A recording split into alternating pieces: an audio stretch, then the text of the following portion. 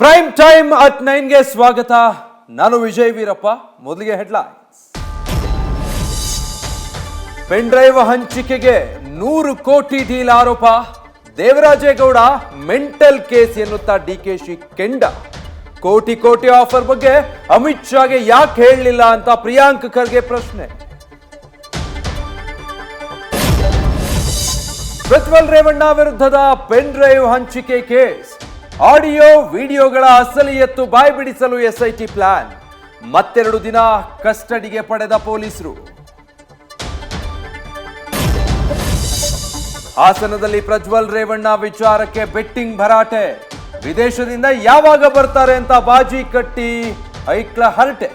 ಕುರಿ ಕೋಳಿಗಳನ್ನು ಅಡವಿಟ್ಟು ಭಾರೀ ಜೂಜಾಟದ ಚರ್ಚೆ. ಲೋಕ ಫಲಿತಾಂಶಕ್ಕೂ ಮುನ್ನ ದೋಸ್ತಿಗಳ ಮಧ್ಯೆ ಬೈ ಎಲೆಕ್ಷನ್ ಲೆಕ್ಕಾಚಾರ.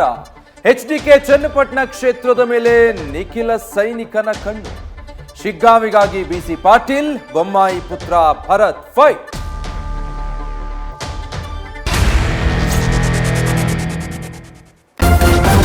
ನ್ಯೂಸ್ ಫಸ್ಟ್ ನಿರ್ಭೀತಿಯಿಂದ ನಿಮ್ಮ ಪರವಾಗಿ.